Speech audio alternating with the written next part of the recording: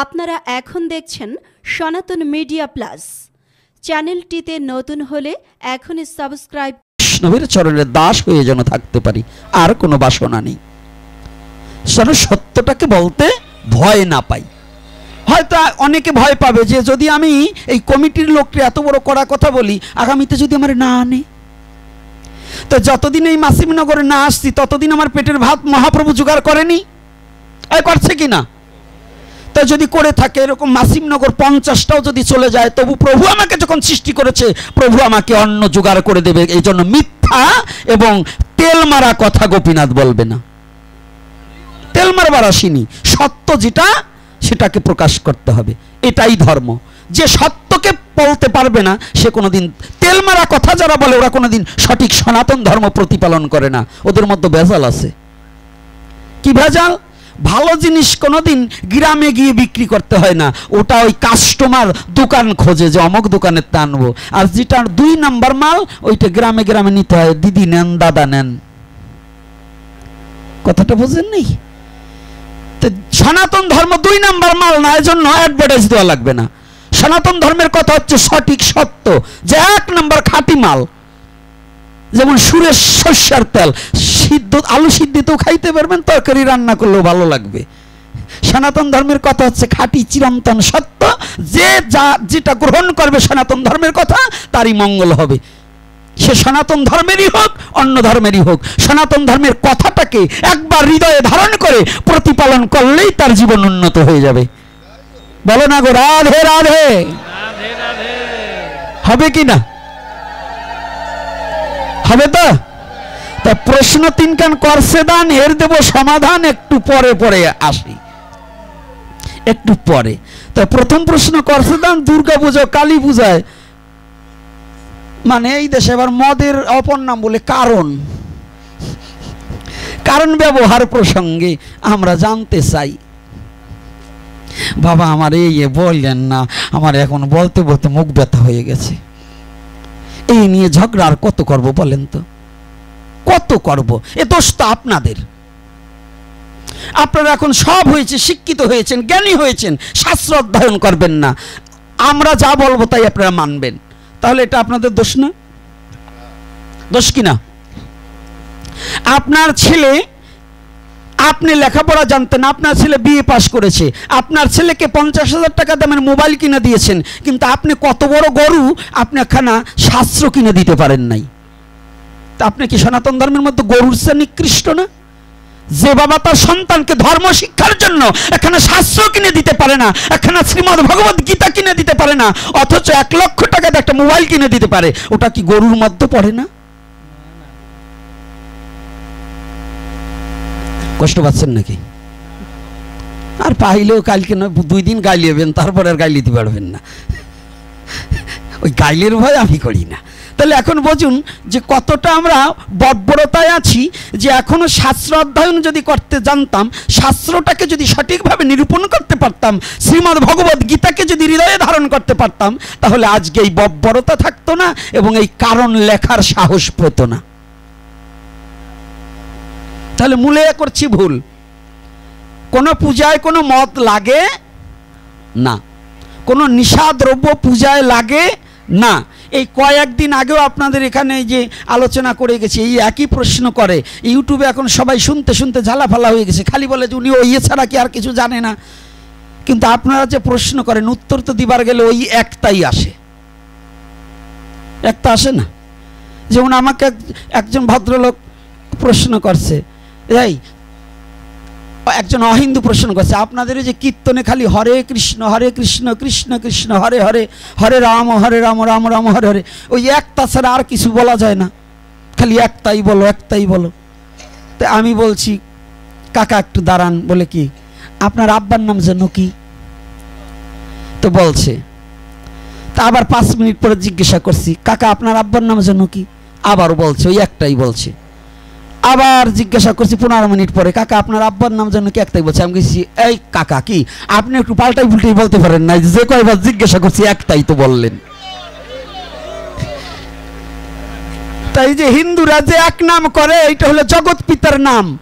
যদি নিজের বাবার নাম 1 লক্ষ জনে জিজ্ঞাসা করলে একটাই বলা হয়, জগৎ পিতা জগদীশ্বরের এই তারক ব্রহ্ম নাম, এক নাম, এটা লক্ষ লক্ষ বার না কোটি কোটি বার বললেও এই এক নাম, এটা কোনো পরিবর্তন করা যাবে না।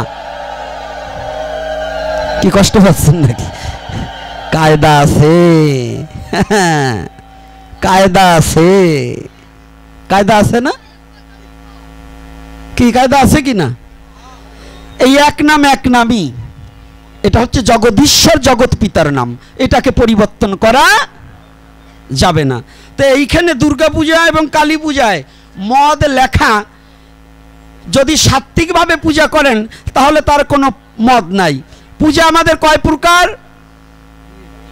আপনারা জানতে চাইছেন, উত্তর দিচ্ছি, কারণ সময় আজকে বেশি দেব না, আগামী দিন 1 ঘন্টা বেশি খাটালেও খাটবো, কিন্তু আজকে জার্নিং করে আসছি, আরও দেরি হয়ে গেছে, যান্ত্রিক ত্রুটির কারণে আরও দেরি হয়েছে, এজন্য সময় আপনাদের বেশি দেবো না, এই জন্য প্রশ্ন ধরে উত্তর দিচ্ছি, নাহলে লীলায় চলে যেতাম।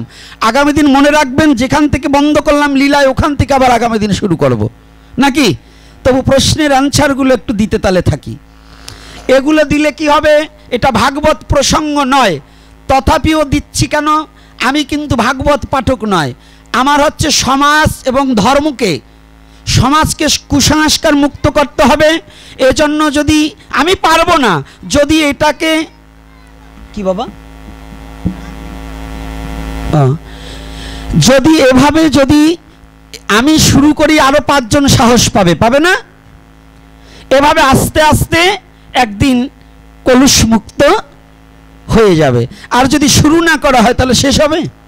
তাহলে শুরু করলাম, দেখি মহাপ্রভু যদি তার ইচ্ছা পূর্ণ হয়, কোনো না কোনো ভাগ্যবানের দ্বারা এটা সংস্কার হয়ে যেতে পারে, পারে কি না? পারবে তো? আচ্ছা, এইবার দেখুন, এই যে কারণ, মানে মদের অপর নাম আপনাদের একটু কারণ বলা হয়, তাই তো? এই দেশে এগুলো যারা খায়, মদ কিন্তু সনাতন ধর্মের বৈধ নয়, সনাতন ধর্মের বৈধতা নয়।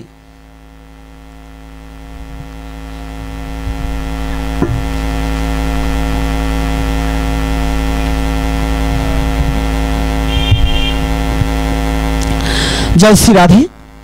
ও প্রশ্নের উত্তর পরে দেব, আগে এইগুলো দেই। তাহলে ধৈর্য সহকারে শ্রবণ করবেন, এগুলো আমাদের জাতি এবং সমাজের একান্ত প্রয়োজন আছে কি না বাবা? প্রয়োজন আছে কি না? সবাই জট ছাড়াবে না, কারণ অনেক অনেক গুরুদেবরাও বলবে না, ওই মাতালকেও দীক্ষা দিয়ে বলে না যে বাবা তুই একটু ভালো হ, জানে যে মাতাল তো অনেক পয়সার অধিকারী, তা আমার যদি আমি ওরে মদ খাওয়া ছেড়ে দিতে বলি তাহলে শিষ্য হবে না, আর শিষ্য না হইলে লাল নোট পাওয়া যাবে না। আমার কথা ওই লাল নোটের আশা নয়, যদি একটা মানুষ হয়, এতগুলো মানুষের মধ্যে যদি 2টো ছেলেও যদি এখানে এর মধ্যে মাতাল থাকে, আমার এই কথার মধ্য দিয়ে যদি 2টো ছেলে ওই মদকে পরিত্যাগ করে, তাহলে আমার জীবন ধন্য হবে। এজন্যই আমার বলা, তাহলে আমার বলা সার্থক হবে, এজন্যই আমার বলা, না হলে বলবো কেন? আমার কি প্রয়োজন আছে? আর আপনারা শুনতে চান, আপনাদের কি লাভ আছে? তাহলে লাভ একটা আছে কি, আমার জাতি আমার ধর্মই কলুষ মুক্ত হোক, নাকি? এই তো, এজন্যই তো প্রশ্ন। তাহলে দুর্গা পূজা কালী পূজায় মদ লাগে না। যে মদ কথাটা লেখা আছে, এটা হচ্ছে কাংস পাত্রে নারকেলের জল দিয়ে মন্থন করিতে হয়, মানে ডলতে হয়, তাই দ্বারা দেবীকে স্নান করাতে হয়, খাওয়ার জন্য না, খাওয়ার জন্য নয়। তো এখন যদি এখানে কোনো ব্রাহ্মণ থেকে থাকেন, কৃপা করে যারা পূজা করুন, বলুন বেদের কিংবা এই আমাদের কোন জায়গায় কোন শাস্ত্রে যে মদ লাগবে, এই যে নিশা মদ, এইটা কোন শাস্ত্রে আছে, কবে থেকে উৎপন্ন হইল, এইটা যদি কেউ দেখাতে পারে, আমি তার জন্য সরকারি পাশ করে দেব। কথাটা বুঝতে পেরেছেন? একেবারে পরিষ্কার আমি বলে দিচ্ছি। এখানে তো এতগুলো লোক আছেন, শুধু এই কয়টা লোক না, মা আপনাদের চরণে আশীর্বাদে এক একটা প্রোগ্রামে দেখা যায় 10,000 15,000 লোকও কোনো কোনো জায়গায় হয়ে যায়। তো তাদের মধ্যে আমি এরকমভাবেই বলি কথাটা। তো এখন আপনাদের কাছে আমার জানতে ইচ্ছা, কালী পূজা এবং দুর্গা পূজায় কখনোই মদ গাঁজা লাগে না। এই মদ গাঁজাকে যারা প্রসাদ বলে খায়, এরা এক ধরনের ধর্মচোর। এরাও এক প্রকারের চর্যবৃত্তি অবলম্বন করছে। এই যে বাউন শাড়ি দৈরে গোটা 2-3 এই কাজ দিয়ে আছে, কথাটা বুঝছেন তো? এই বাউন সাথে নিয়েই বেড়াচ্ছি, এর আবার একটু কারণ আছে, সাথে নিয়ে বেড়াই কে বোঝেন না? এই যদি আমার পাশে ব্রাহ্মণ আর বাউন, ব্রাহ্মণরা তো আসবে না, কিন্তু বাউন যদি 2 সাইডে আসে, কাটা দিই কাটা তুলবো, এই যাইতে বাই দিই যাইতে বাই সোজা করবো, এই জন্য 2 সাইডে সাথে রাখি। কি বাবা, গাছ কাটা কি কুড়োলের দ্বারা হয় নাকি? যদি কুড়োলের পিছনে গাছ না থাকে যায়? গাছ কাটতে হলে কুড়োলের পিছনে কি আর একটা আছাড়ি লাগে না? ওটা কি কাঠ না? তা কাঠ দিয়ে কুড়োলের কোনো বাবার ক্ষমতা নাই যদি পিছনে কাঠ না থাকে। তো বাউন সোজা বানাইতে হলে, বাউন আমার দলে যদি 2 সাইডটা না রাখি, তো এই কটারে সোজা বানাবো কি দিয়ে? এই জন্য এই কটারে আবার পুষ দিছি। তো এইবার দেখুন করি বর্ণনা, এই দুর্গা পূজায় যেগুলাই বলে মদ গাছা লাগে, দুর্গা পূজায় কিন্তু বেলপাতা লাগে, ত্রিনাথের মেলায় বেলপাতা লাগে, লাগে না? তো মদ যদি প্রসাদ হয়, তাই বেলপাতা প্রসাদ না? আমি প্রতি এপিসোডে করছি বর্ণনা যে যে কয়টায় বলে যে ওই গাঁজা মদ খাওয়া যায় ওইটা প্রসাদ হিসেবে, তো ওদের একটু বেলপাতার রস খাওয়াই দেবেন। 1 সপ্তাহ বেলপাতা খাওয়ালি পরে বসবেন তো কি হবে বাড়িতে, বুঝেন তো? বেলপাতা খালি কি হয়? এই ছেলে পেলে তোমরা জানো তো? হ্যাঁ, ওই জুইত পাইছে বুড়োটাই, বুড়িয়ে কয় খাওয়া যাবে না, মানে বুড়োটাই বসছে যে খালি কি হয়, মানে বেলপাতা খালি মানে তুমি আর পুরুষ থাকবা না। কে কইছে রস নাই? বাড়ি করতে পারো না তাই। হ্যাঁ, বেলপাতায় নাই রস, পাথরের মধ্যে রস নেই, তাহলে জিআই পোকা পাথরের মধ্যে থেকে কষ বের করে খায় কি করে? তাহলে পাথরেও কষ আছে, আমি তার সুদক্ষ কারিগর না, তাই আমি বের করতে পারি না। ফুলের মধ্যে মধু নাই, আমি যে মেশিন দিয়ে চাপি তো মধু আসবে?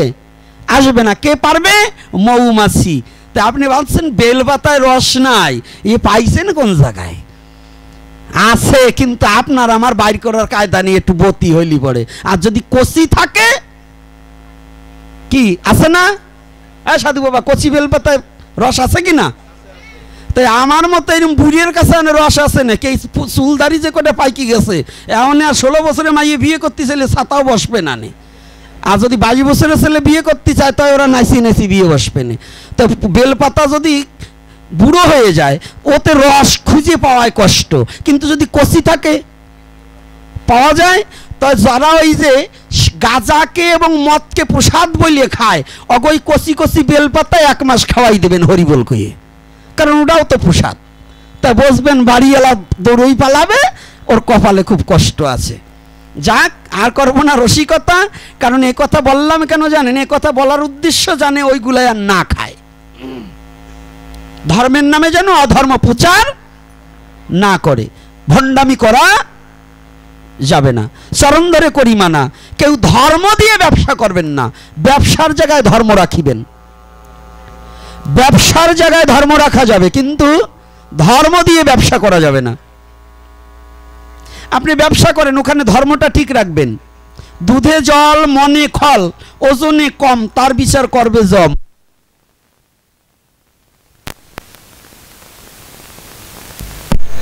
জয় শ্রী রাধে। কথাটা কি বোঝা যাচ্ছে? দুধে জল মনে খল, খল মানে হিংসা, আর ওজনে কম।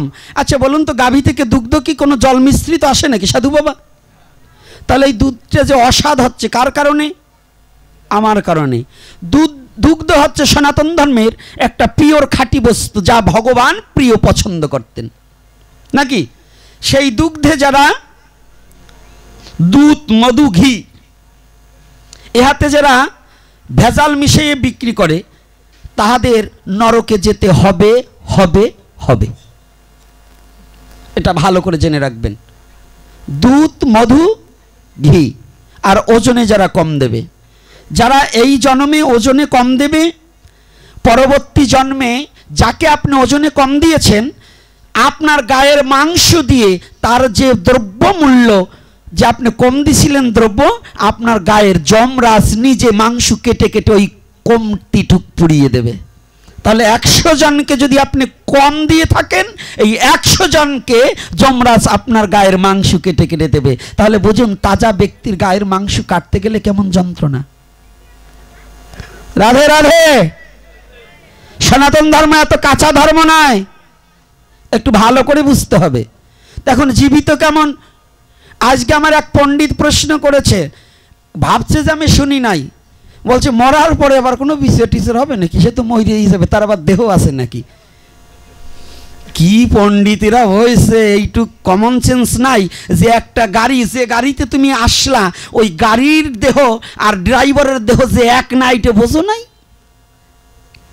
গাড়িটাকে নিয়ন্ত্রণ করছে যেমন ড্রাইভার, ড্রাইভারের দেহ যেমন আলাদা আর গাড়ির দেহটা আলাদা। তো তদ্রূপ একটা মানুষের দুটো দেহ, একটা সূক্ষ্ম দেহ, একটা স্থূল দেহ। পঞ্চভৌতিক দেহ, তোমার স্থূল দেহ এটা পরিত্যাগ করে যাবে, আর সূক্ষ্ম দেহটা নিয়ে যখন চলে যাবে ওই সূক্ষ্ম দেহেরও বিচার হবে যদি অন্যায় কর্ম করো। এত ভাইব না পণ্ডিতরা, নাচতে নাচতে নৈবিদ্যের উপর ঠ্যাং উঠাইও না, ভাইব না যে শুনি না। কান গ্যাসে বিধ হয় যে একেবারে ওই অকথা শুনি না তা না, ভালো কথা শুনি না, কিন্তু অকথা ঠিক শুনি। কিছু সংখ্যক লোক আছে না ভাবের বয়রা, হ্যাঁ দেখবেন ওর কাছে যদি একটু শয়তানি কথা বলেন তো খুব ভালো শোনে, কিন্তু যদি কৃষ্ণ কথা বলেন তো আর শোনে না। কি এরকম বধির আছে না? আছে কি না? তো তদ্রূপ সনাতন ধর্মের প্রতিটা পর্বটা ওজনে, দুধে জল মনে খল, ওজনে কম, তার বিচার করবে কে? যম। তো যম রাজাকে, যমকে, যমরাজ কে গো? ধর্মরাজ। তার যখন সে শাসন দণ্ড হাতে নেয় তখন তাকে বলা হয় যম। আপনার পিতা যখন আপনার বাড়িতে থাকে, আপনার পিতা জজ সাহেব, যখন এজলাসে যায়, যখন কোর্টে যায় তখন সে জজ, আর যখন বাড়ি আসে তখন সে কি? আপনার পিতা বাবা। তাহলে তদ্রূপ ভগবান নিজে যখন দণ্ড হাতে নিয়ে, যখন নির্দয় পাষাণ হৃদয় নিয়ে যখন শাস্তি প্রদান করে, অভক্তকে যখন শাস্তি প্রদান করে, তখন ভগবানই নিজে যম মূর্তি ধারণ করে শাস্তি প্রদান করে। আর যখন ভক্ত ভগবানকে ভালোবাসিতে বাসিতে দেহ মন জীবন জৈবন দিয়ে যদি ভগবানের চরণে কেউ যদি জীবনে একবার আত্মসমর্পিত চিত্ত করতে পারে, ভগবানকে যদি চিরজন্মের মতো কেউ একবার ভালোবেসে ভগবানের চরণে লুটিয়ে পড়তে পারে, আমার ভগবান তাকে ভক্ত বৎসল ভগবান হয়ে দুহাত পাশুড়িয়ে তাকে বক্ষে টেনে নেয়, প্রেম দান করে, তার প্রেমের সোহাগে ভগবান আদর করে নেয়। কোথায় করেছিল? একটা প্রশ্ন গেল, আর একটু বলে নেই তারপরে। কোথায়? একই ভগবান নৃসিংহদেব যেদিন হিরণ্যকশ্যপকে বধ করেছিল,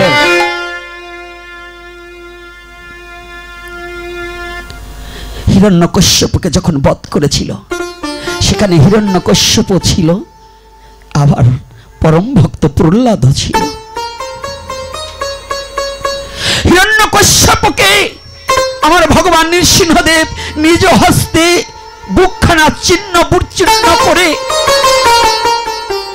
নখ অগ্র দ্বারা দুখণ্ডিত করে তার নারীকে চিবিয়ে খেতে লাগলেন। আবার সেই ভগবানই ওই মূর্তিতেই প্রহ্লাদকে বক্ষে জড়িয়ে ধরে জিহ্বা দিয়ে প্রহ্লাদের বদনখানা চেটে দিচ্ছে, মুখখানা চেটে দিচ্ছে।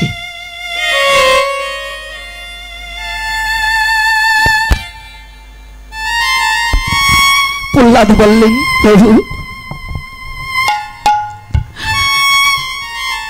তুমি একাই আমার পিতাকে তুমি আমার চোখের সামনে হত্যা করলে, আর তুমি আমাকে আবার বক্ষে জড়িয়ে ধরলে কেন?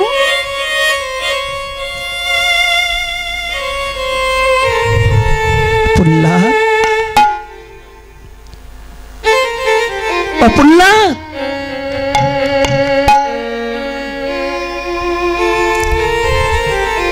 বিশ্ব জগতের মাঝে যারা বিশ্ব জগতে অন্যায়কারী, যাদের হৃদয়ে বিন্দুমাত্র দয়া মায়া নেই, জানো প্রহ্লাদ, আমি তোমার পিতাকে এমন করে হত্যা আজ করতাম না। ও আমাকে যতবার নিন্দা করুক আমার কোনো দুঃখ ছিল না, আমাকে যত যন্ত্রণা দেব আমার কোনো দুঃখ ছিল না। কিন্তু জানো প্রহ্লাদ, আমি সবচেয়ে অসন্তুষ্ট হয়েছি, সবচেয়ে তোমার পিতার প্রতি ক্ষুব্ধ হয়েছি, সবচেয়ে তোমার পিতার প্রতি আমি রাগী হয়েছি এ কারণে যে তোমার মতো ভক্তকে কত আঘাত দিয়েছে। জানো প্রহ্লাদ, এ বিশ্ব জগতের মাঝে আমাকে কেউ যদি আমাকে আঘাত করে আমি সয়ে নিতে পারি, কিন্তু যদি কেউ আমার ভক্তকে আঘাত করে আমি ভগবান কোনদিন তা সয়ে নিতে পারি না।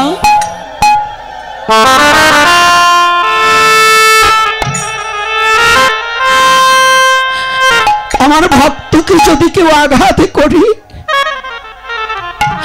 জানো প্রহ্লাদ, তোমাকে আমি আদর করছি কেন?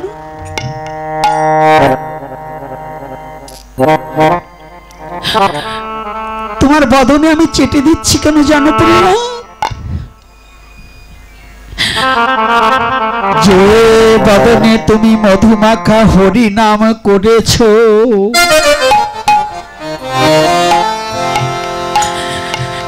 আর তোমাকে আমি বক্ষে জড়িয়ে ধরেছি এ কারণে আমার প্রতি তোমার কত দৃঢ় বিশ্বাস আছে।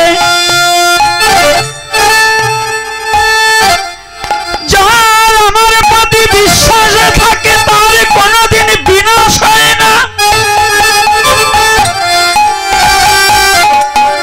যার আমার প্রতি একাগ্র ভক্তি থাকে তাকে বিনাশ করার মতো কোন অশুভ শক্তি পৃথিবীতে আমি সৃষ্টি করি নাই।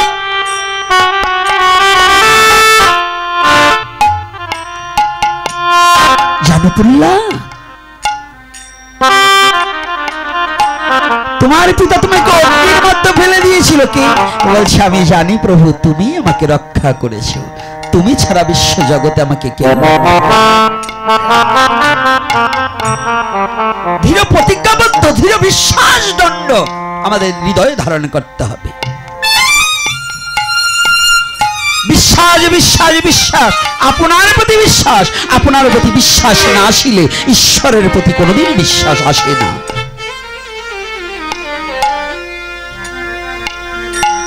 একই ভগবান প্রহ্লাদের কাছে সাক্ষাৎ ভক্তবৎসল ভগবান হিরণ্যকশ্যপের কাছে ভগবান যম হয়ে দাঁড়াইলেন।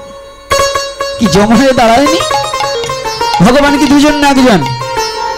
হ্যাঁ, যে যেমন কর্ম করেছে তার কাছে ভগবান সেই রূপে দাঁড়িয়েছে গো, নাকি? রাধে রাধে। সনাতন লজিকটা বুঝতে হবে। যম বলতে অন্য কিছু নাই। যমকে তুমি দুষ্ট কর্ম করবা, আমার ভগবান দণ্ড হাতে নিয়ে যম রূপে তোমার কাছে নির্দয় পাষাণ। সেদিন ভগবানের একটু বিন্দু মাত্র মায়া থাকবে না তোমার প্রতি। আর তুমি যদি ভগবানের ভক্ত হও না, ভগবান প্রেম সঞ্চিত হবে। ভগবান তোমার জন্য পাগল হয়ে যাবে। ভগবান তার ভক্তকে ভালোবাসার জন্য গোলক থেকে ভূলোকে নেমে আসে। ভগবান তার ভক্তের সঙ্গ করবার নিমিত্তে পৃথিবীতে বারবার অবতীর্ণ হয়েছে বিশ্ব।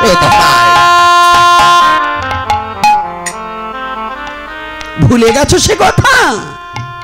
ভুলে যেও না জীব। এজন্য এই অধর্মকে পরিত্যাগ করতে হবে। ধর্মপথ ধারণ করুন, ভগবান আপনার সুখ শান্তি কোনোদিন কেড়ে নেবে না। আর অধর্মপথকে গ্রহণ করবেন, কোটিপতি হতে পারেন, সুখ থাকবে না।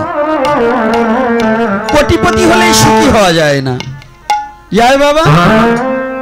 ভালো মোটা দেহ হলেই কি সে ভালো সুখী? হ্যাঁ, সুখী? আমার মতো যদি ডায়াবেটিস কি হয়, যত মোটাই হোক না কেন আর ভালো, সামনে বড় বড় রসগোল্লা দেয় শিষ্যরা, খাইতে পারি না, লোভ জাগে খেতে পারি না, তাহলে কি আমি ভালো আছি? তাহলে কি টাকা থাকলে সুখী হওয়া যায় না, সুখ বিষয়বস্তুটা হৃদয়ে অনুভূতির বিষয়, সেই সুখী সুখী যদি হতে চাও একবার বদন ভরে হরি নাম করে নাও।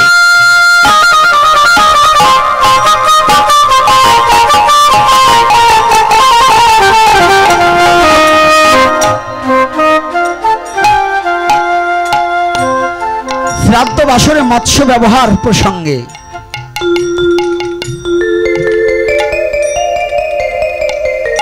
আপনাদের শ্রাদ্ধ বাসরে মাছ আপনাদের দেশে দেয়? হ্যাঁ,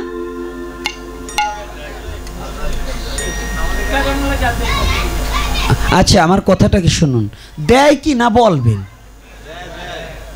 খান তো? আরে সত্য কথা বলতে ভয় কিসের? কেউ কেউ খায় আবার বলে না, মানে ভাবে যে আমরা টের পাই না, ওইরকম ভাবলে কি হয়?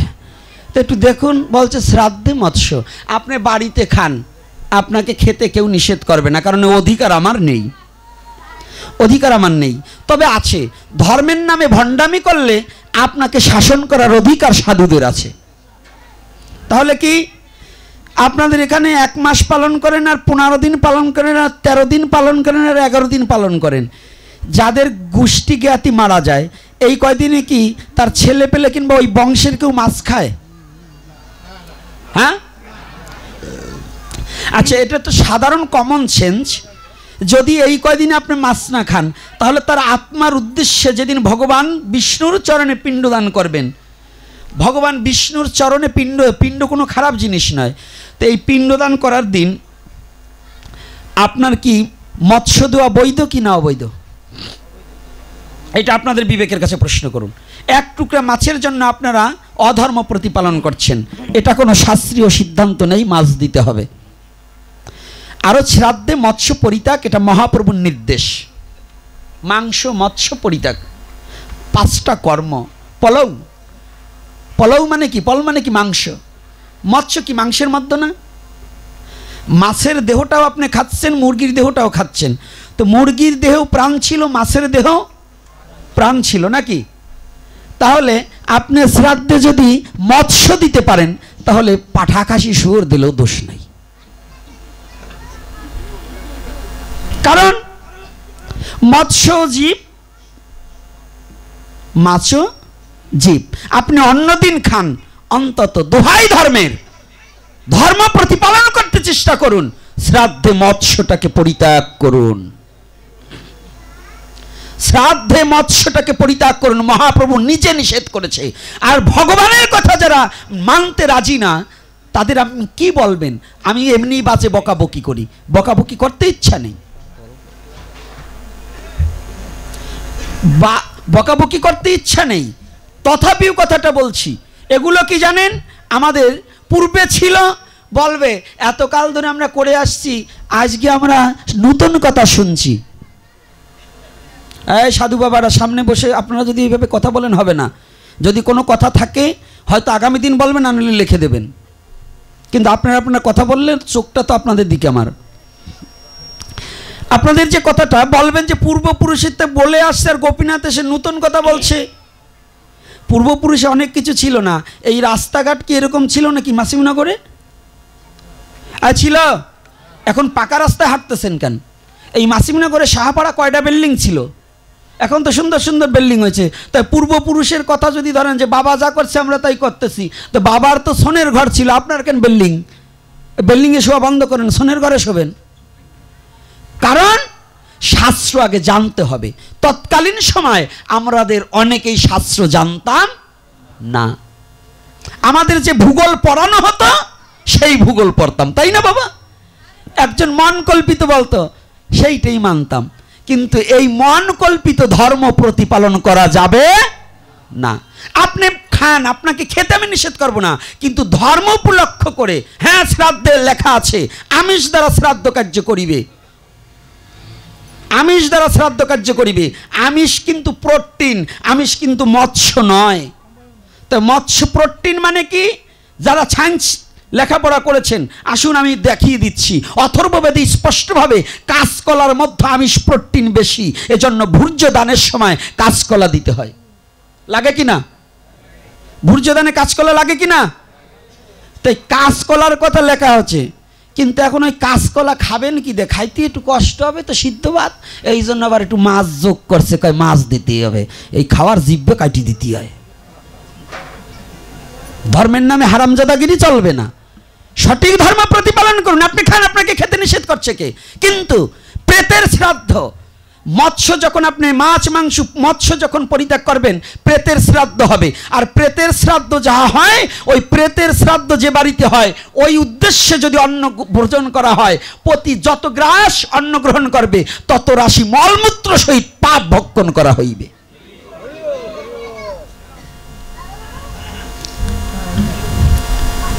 কষ্ট পাবেন না, রাগ করবেন না। কি রাগ হচ্ছে একটু মনে মনে? কেউ কেউ ভাবতেছে এই যে খাওয়া বুঝি আমাকে কপালে তো উঠে গেল রে। পেটুক মানুষ আছে না, আছে না? এই খাওয়ার অভাব আছে নাকি? এই বড় বড় রসগোল্লা, এই বড় বড় রসগোল্লা আছে, কি খাওয়ান যায় না? টাকা যদি খরচ করতে হয় করো। একটু গল্প মনে পড়ছে, করবো একটু রসিকতা গল্প, এটা রসের গল্প না বললে পারতেছি না। তৎকালীন সময় তাকে সনাতন ধর্মে, বৈষ্ণব ধর্ম তো কয়দিন ধরে আসছে, তৎকালীন সময় তো ব্রাহ্মণ সমাজ ব্রাহ্মণদের সেবা করাতো, তাই না? কি বাবা, এখনো কিন্তু আমাদের রীতি রেওয়াজ আছে যে বৈশাখ মাসে জ্যৈষ্ঠ মাসে একটু ব্রাহ্মণ সেবা করালে পুণ্য হয়, কি তাই না? কথা বলে না। তা আপনারা কি খাওয়ান না? এত কিপটে হয়ে গেছেন। তো খাওয়ালি তো স্বীকার করতে দোষ কি? এত কিপটে হলে তো চলবে না। আমরা তো আসি আপনাকে বাড়ি ছিটে খাওয়ার জন্য, তাও যদি কিপটেমি করেন তাহলে খাবো কনে? তাই এবার শোনেন, তাই এক জমিদার বাবু ব্রাহ্মণ ভোজনের নিমন্ত্রণ দিয়েছে যে 4-5 গ্রামের মধ্যে যত ব্রাহ্মণ আছে সব ব্রাহ্মণ সেবা করাবো। তো ওই জমিদারের বাড়ি হচ্ছে 3 তলা। তা আগের দিনে মা বাবা মারা গেলে শ্রাদ্ধে ষাঁড় গরু ছেড়ে দিত না, গরু দান করতো না, ষাঁড় গরু ছেড়ে দিত না। তাই আগের দিনে ছিল, এখন আবার একটু নেই, থাকবে কি করে? ওই একটা গরু ছাড়লে পরে আর একজন কাইটি নিয়ে কাইটি খাই লাগবে রাতের অন্ধকারে। এই জন্য হিন্দু খুব চালাক হয়েছে, কয় আমরা ছাড়বো না, ছাতা খাওয়া। এই জন্য হিন্দু চালাক হয়ে গেছে, আপনার বাপ মার নামে ও ছাড়ে না। আর ব্রাহ্মণও চালাক হয়েছে, কয় বাবা যদি গরু দান করিস তো একটা মেয়ে গরু দান করিস, যাতে আমি একটু দোয়াই ঠোয়াই 2-4 দিন দুধ খাতে পারি, আর ষাঁড় গরুর দান করার দরকার নেই। তাই মনে করেন কায়দা মতো ওই আগের দিনের ষাঁড় গরু ছেড়েছে, বিশাল পেট হয়েছে গরুর। তো গরু একটা শুয়ে রয়েছে। তে বাবা রাগ করবেন না, এই গল্প তো, কেউ আবার যদি থাকেন কেউ রাগ করবেন না। ওই যে আগে কবি গানে বলতো যে ব্রাহ্মণের, এই ব্রাহ্মণ মশাইরা আপনারা বসাইতেন না, আপনাকে নিয়ে ভয়, আবার পাশে বসছেন আপনারা, যে 4 আঙ্গুল কপাল দিয়ে ব্রাহ্মণের সব টুকি হচ্ছে খোল, খোল বোঝেন তো, মানে পেট। তো এইবার ওই জমিদার বাবু 3 তলা বিল্ডিংয়ের মধ্যে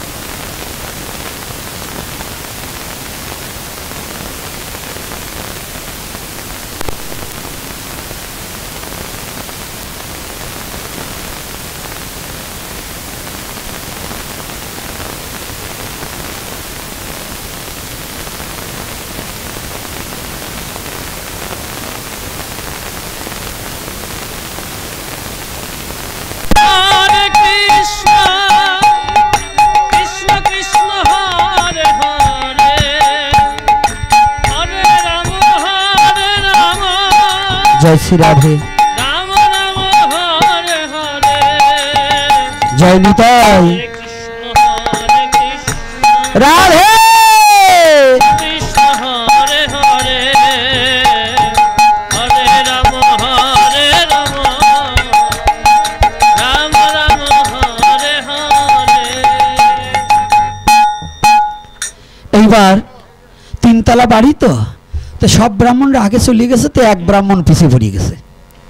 তো ব্রাহ্মণ দৌড়িয়েছে, সময় তো সরিয়ে গেল, আমি কোন তলায় বসবো। তো প্রথমত দৌড়তে যাই আগে উপরতলায় গেছে, উপরতলায় যাই দেখে কোনো জায়গায় বসবার জায়গা নেই, তো দোতলায় আসছে, আইসে দিয়ে তাও বসবার জায়গা নেই, নিচতলায় এসে দেখে তাও বসবার জায়গা নেই, কোনো মতে বিগত খানিক জায়গা আছে।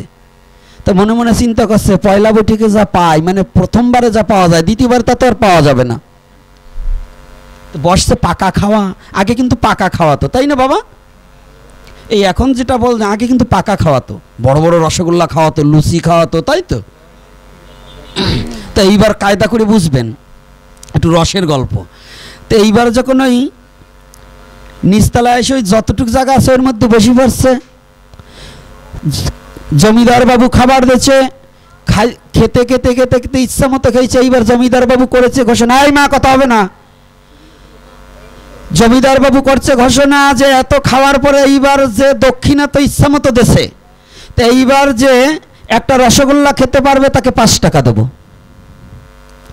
তখন ওই কর্তা মনে মনে চিন্তা করে, দক্ষিণা তো পাইছি, যদি একটা রসগোল্লা খালি শুধু একটু নিচে দেবার বাড়ি, তো যদি 5 টাকা পাই তা কি আর খায়দা আছে, টাকার কিন্তু দাম আছে, তাকে দাও আমার একটা।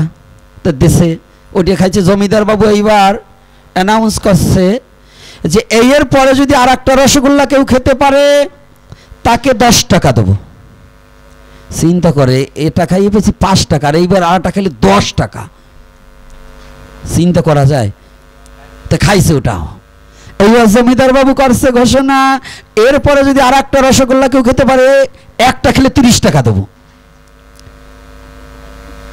দুটো খাইয়ে 15 টাকা, আর এই একটা খাইলে যদি 30 টাকা, এই খাওয়া কি ছাড়া যায়? আপনারা ছাড়বেন? আমি হইলে তো ছাড়তাম না। তো এইবার কোনো মতে কিন্তু কর্তার তো এই পর্যন্ত ঠিক আছে, পেট তো কায়দা মতো। আগের দিনে কিন্তু পেট বড় না হলে গুসাই হইতো না, তাই না বাবা? যদি পেটে একটু তেল ডলা না যায় তা সে কিসের গুসাই হয় বলেন? ও তুই তেল ডইলে বাড়াইলি বুড়ি, শাদি হলি কিসে? আর বুড়িতে একটু তেল ঠেল না ডললে গুসাই হওয়া যায় নাকি? আবার আপনারা কর্তার বার রাগ ঠাক হইয়েন না। আগে যার যত বুড়ি তারে কিন্তু সে বড় গুসাই। তো এইবার তো কর্তা তো খাইছে এই পর্যন্ত, এখন ওই উপর দিকে তো চোখ উঠে গেছে। ওই 30 টাকারটাও কোনো মতে আঙুল ঠাঙুল দিয়ে গলার ভিতর ঢাবাইছে, ঢাবালি পরে এখন ওই নিচে নিজের নাভি আর নিজে দেখতে পায় না, এখন ওই উপর হতে এইভাবে রয়েছে। এখন কোনো মতে খাওয়া ঠাওয়ার পরে 30 টাকা, তো ওই যে এটা খাইয়ে 30 টাকা কায়দা মতো খাইছে, এখন নিচে কি আছে পথ দেখতে পারে না। কয়েকজন ডাকি বলতেছে, ভাই আমার একটু টাইনে উঠো, আমি একটু যাই। তো কয়েকজনে ধরে ঠেরে উঠোই দিয়েছে, উঠোই দিলে পরে হাঁটতিছে, এখন ওই উপরের দিক তাকায়, উপরের দিক তাকাই হাঁটতিছে। কারণ আছে, মানে বাবা যে দিকেতেই আসি, আমার পথের একটা, আমার যে দিক দিয়ে পথ চলার একটা দিশা আছে না, তো কোন দিকে বাড়ি ওই দিকে হাঁটছে। কিন্তু ভগবানের অপ্রাকৃত করুণা তো, ওই একটা ষাঁড় গরু যেটা ওই যে বাবার নামে ছাড়িয়ে দিয়েছে, ওই এটা এসে ওই রাস্তার উপরে শুয়ে রয়েছে। তো কর্তা তো ওই উপরের দিক তাকায় তাকায় আটতেছে, নিচে যে কি আছে তাও তো দেখতেই পায় না। তো পায়ে বাইতে শীত হয়ে পড়ে গেছে, পায়ে বাইতে যখন শীত হয়ে পড়ে গেছে, তো ওই ডাইনাত পড়ছে ওই ষাঁড় গরুর পেটের উপরে। এখানে ওই বাবার তো নিজের পেট হাতায়, আর ওই ডাইনার দই ষাঁড় গরুর পেট হাতায়। ওই গরুর তো আর ঠ্যাং ঠ্যাং হাতে পাচ্ছেনি, তো ওই ঠ্যাং যখন ওই পেট হাতাচ্ছে, এখন কয়, ভাই কি তুমি কোন তলায় খাইছিলা? কথাটা বলছে মানে ও গরুর পেটাতেই বলছে, দাদা তুমি কোন তালায় খাইছিলা? মানে ও এত খাওয়ার পরে চোখ উপরের দিকে উঠে গেছে, তারপরে ও ষাঁড় গরুর পেট না মানুষের পেটও টের পাচ্ছে না, ওর এখনো খাওয়ার লালসা যায় নাই যে দাদা তুমি কোন তালায় খাইছিল। ও ভাবতেছে আমি তো নিচ তলায় বইছি, উপর তলায় বুঝি এর চেয়ে ভালো খাবার দিছে। তাই আমাদের সনাতন ধর্মের মধ্যে এই খাইকুড়ো জাত যত যেখানে আছে, খাইকুড়ো জাত বোঝেন তো? আস্তে কথাটাকে শুনে নেন। না দাঁড়াইয়ে কোনো প্রশ্ন করা যাবে না, লিখে দিতে হবে। যদি কোনো কথা থাকে লিখে দিতে হবে। হ্যাঁ ওটার হবে, আপনার না দিয়ে যাব না, আসছেন যখন বসে থাকেন।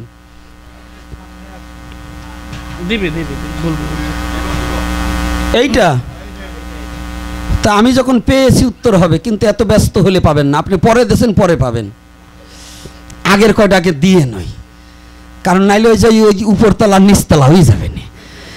তো এখন দেখুন এই আমাদের এই যে কিছু লোক আছে যে এই উপরতলায় আর নিচতলার আমাদের ভাবমূর্তি নষ্ট হয়ে যায়। কেন? ধর্মের নামে অধর্মকে খাওয়ার জন্য অধর্মকে প্রচার করা।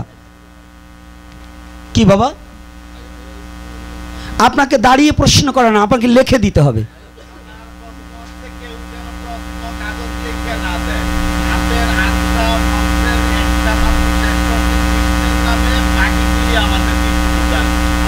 আজকে হবে না, আমার 4 ঘন্টা যদি আপনি বলেন।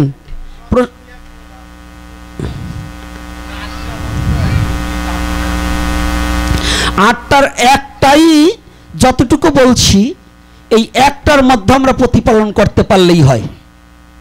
চেতদর্প মার্জনম।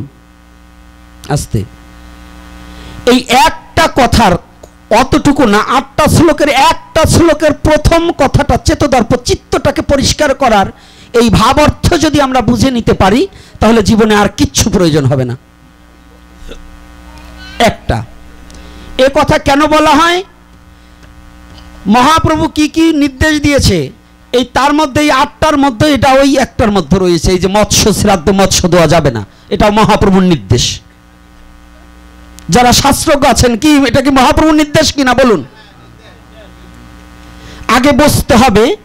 হয়তো রসিকতার ছলে, কারণ যদি আমি কটু কথায় বলি তাহলে অনেকে কষ্ট পাবে, এই জন্য রসিকতার ছলে কথা বলতে হবে, আনন্দও দিতে হবে এবং আমার কাজও করতে হবে।